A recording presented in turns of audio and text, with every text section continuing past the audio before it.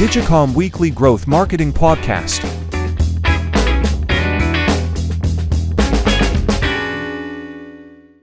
Tom, thanks for jumping on with us today. Very, very excited to have you on. For everybody, Tom has a ton of experience in branding and building startups. Tom, would love for you to introduce yourself. Yeah, thanks for having me, Emmett.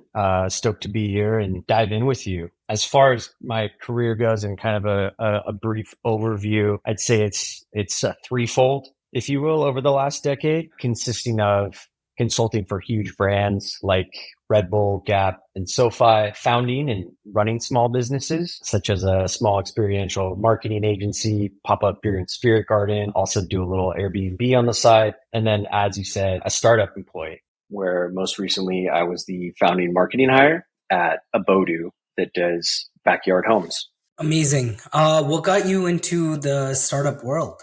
Yeah. Oh, that's a good question. I'm going to age myself here, but I think the first startup that I consulted for was about 15 years ago for Uber during their go-to-market strategy and activations in San Francisco. After that, I worked on other brands such as ZBiotics and Ease. And I think, going to school at the University of San Francisco and just being in Silicon Valley helps, right? Just the proximity to all these amazing companies that have been started out of the Bay Area.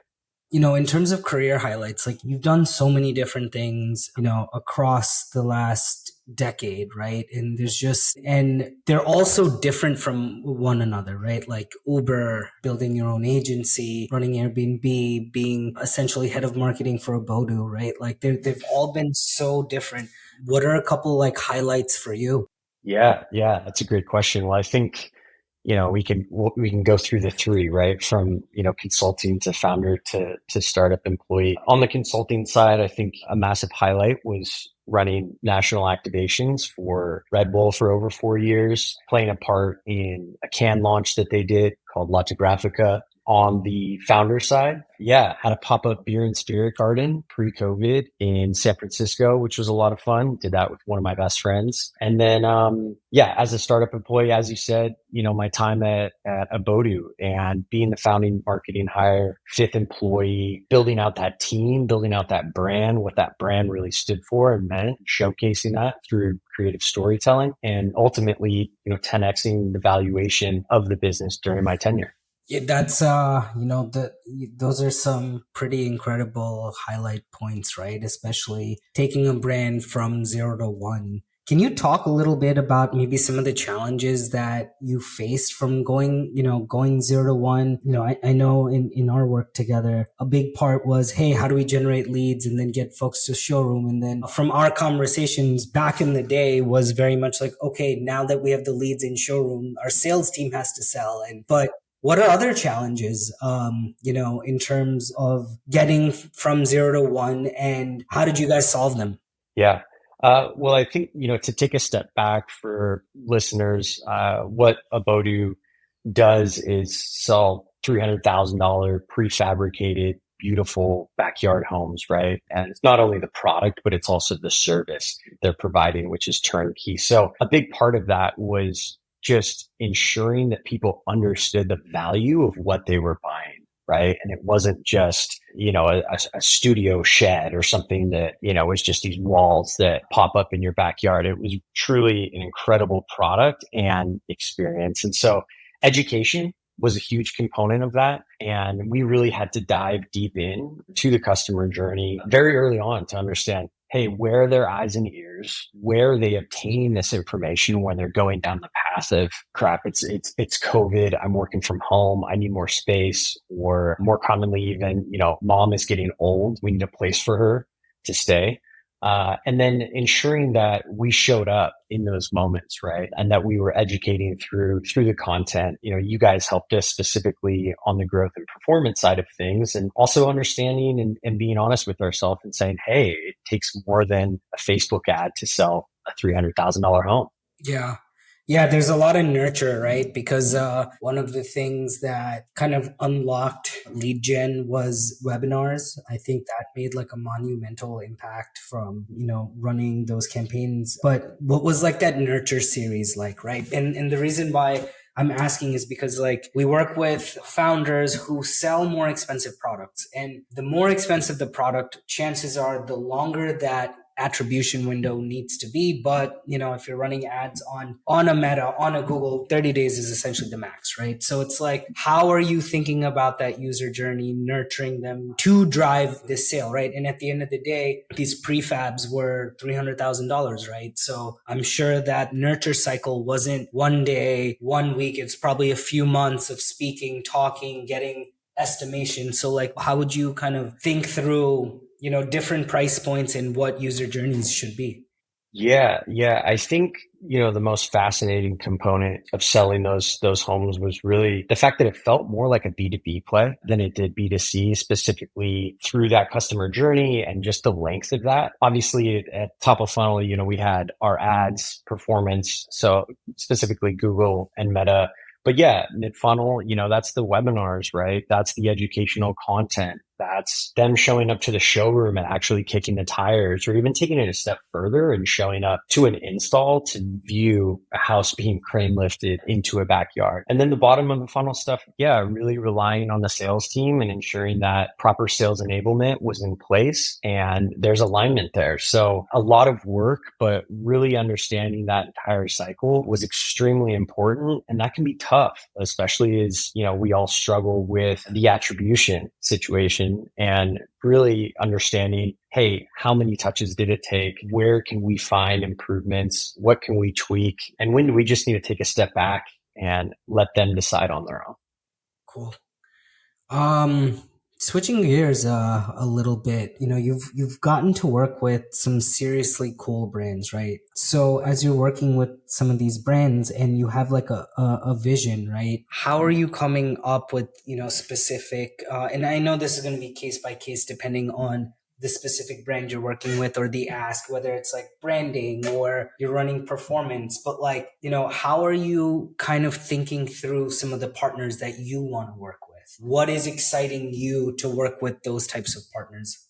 Yeah, that's an awesome question. I think first and foremost, it comes down to, would I personally buy whatever I'm marketing? And that's like a good test, right? To go, am I excited about this? Would I wear this? Would I want to drink this? Would I want this in my backyard? And I can say yes across a lot of categories, I'm sure, as you can. And that's what excites me as well, is that I've never been just the guy that works in tech or just the guy that, works across home goods or candles or bedding or whatnot. I've had the opportunity to work in beverage, fashion, tech, construction. And so that's, at the end of the day, what keeps me really excited about these various clients that I'm working with. Cool. And what's one of your favorite brands and why? Ooh.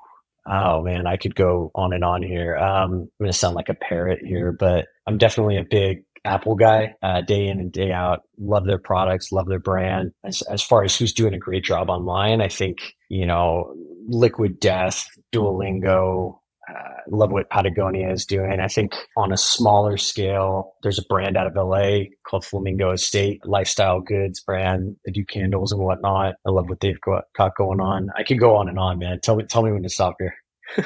I guess in terms of like these brands, right? You just named a bunch, but like, what do you love about them? Why? Like, what are they doing to move the needle? Or like, of course, Apple is, tech and everything, but like you brought up Patagonia, right? So like, why Patagonia? Yeah.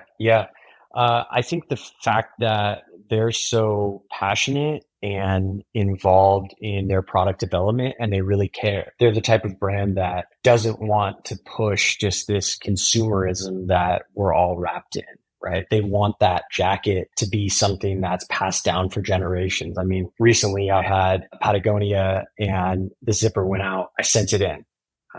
And got it back in a matter of weeks fixed, which was just incredible. And, especially in the fashion industry and the amount of waste that has been accumulated, it's just really cool to see a brand actually care about the environment and their customers and their product at that level.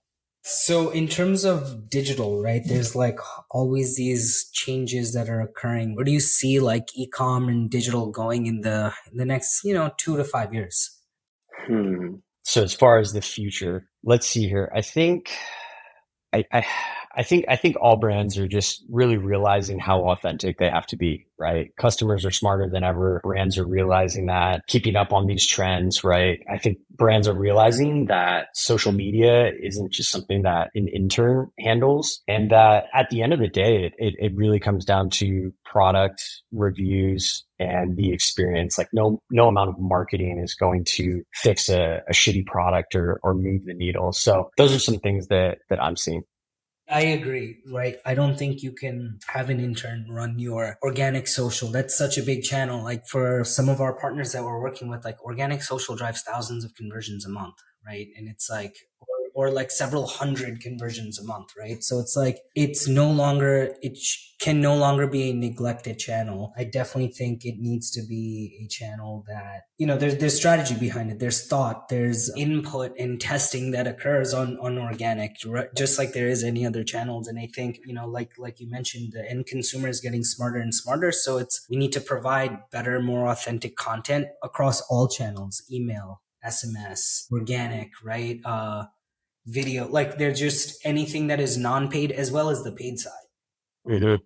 Yeah, I think we're going to continue to see it get more personalized. I think video is going to have a huge impact. I mean, just seeing what's going on with Sora is fascinating, AI in general. But outside of digital, I think we're going to see more and more brands really try to bridge that gap and bring people together in life like we were doing pre-COVID. So I think we're going to see some awesome experiential stuff. I was just listening to what Airbnb is doing yesterday with their icon category, where they're partnering with massive brands such as Ferrari or Disney, the movie Up, to just create these wild experiences where guests can come and interact with a brand that they're a huge fan of, or an entertainer such as like Kevin Hart or whatnot. So I think we're going to see more and more of that. And I think people are craving that.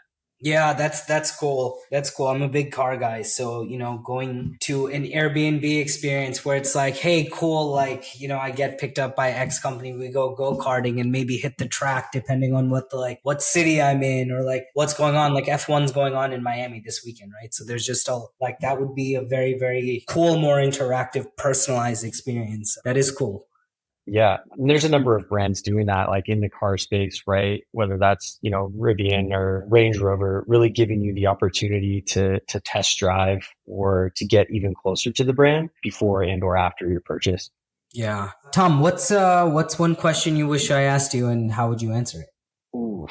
Um, well, earlier you were saying, the audience that's listening to this is a lot of founders or startup folks, maybe folks looking to get into tech or make a career leap. And I would just say, don't be shy.